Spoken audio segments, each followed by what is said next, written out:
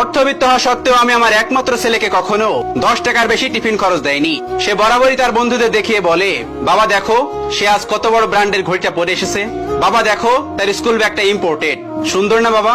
আমি মাথা নাড়িয়ে শুধু সম্মতি দেই। আমার ছেলের সাহস কিন্তু এখনো হয়নি সেম জিনিসটা চাওয়ার।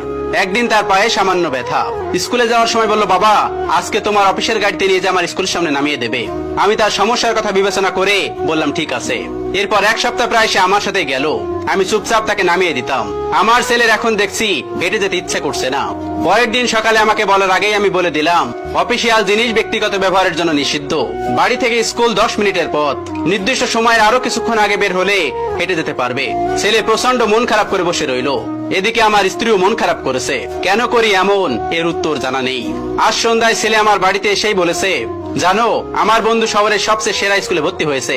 সে বলতে চাইলো আমিও। বলার আগেই তাকে আমি থামিয়ে জানতে চাইলাম, বাবা প্রতিষ্ঠান সেরা হয় নাকি ছাত্র?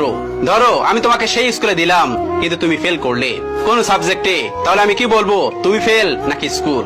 ছেলে বলল, বুঝেছি বাবা। আমি তার মাথায় হাত বুলিয়ে দিয়ে বললাম, এই পর্যন্ত তোমার ক্লাসের কোনো ছেলেই তোমাকে কাটাতে পারেনি, সুতরাং তুমি যেখানে সেরাটা দিবে সেই স্থানই সেরা তোমার মতো। এরপর সে আর এরকম কোনো কথা বলেনি। আজ বিকেলে ছেলে বলছে, বাবা একটা এক্সট্রা টিউটর দরকার, আমার ম্যাথ ইংলিশ একটু সমস্যা হচ্ছে। আমি ছেলেকে বললাম, একটু কষ্ট করতে হবে। আমি যখন রাত করে বাসায় ফিরবো 9টা কিংবা 10টা, আমার কাছেই তোমার ম্যাথ আর ইংলিশ করতে হবে। ছেলে তখন বলল, বাবা তুমি টায়ার্ড থাকো না?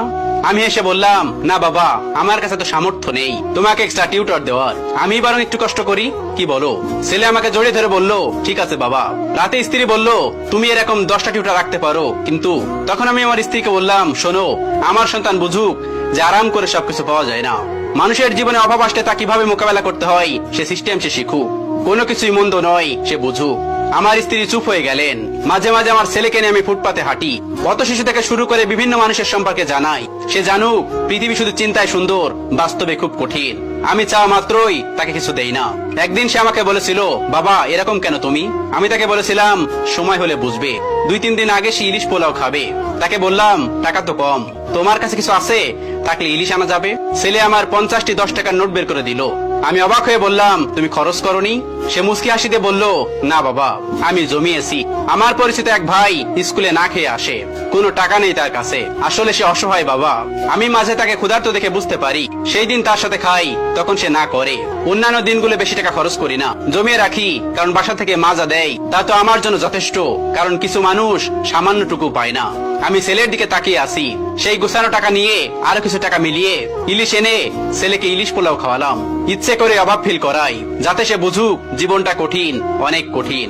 ঈদের বাজারে গিয়ে তাকে বলেছি সাধ্যের মধ্যে নিতে। সে একটা প্যান্ট নিয়েছে শুধু, জানতে চাইলে বলে তোমার জন্য পাঞ্জাবি আর মায়ের জন্য শাড়ি নিয়েছি। আমি হাসলাম, সে বুঝতে শিখেছে টাকা কিভাবে খরচ করতে হয়।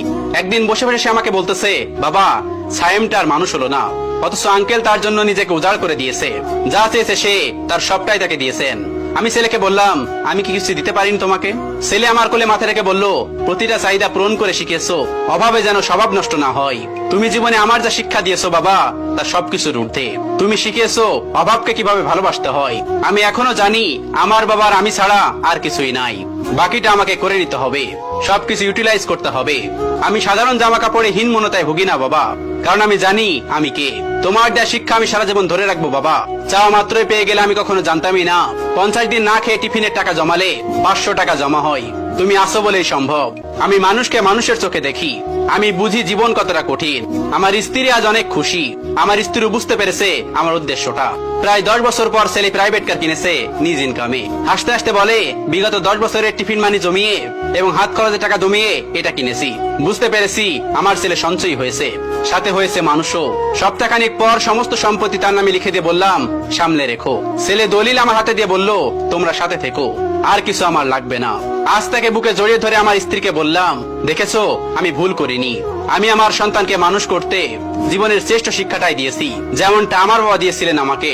আমি অভাবে সন্তানকে লজ্জিত হওয়া নয়, বরং দৃঢ় থাকতে শিখিয়েছি।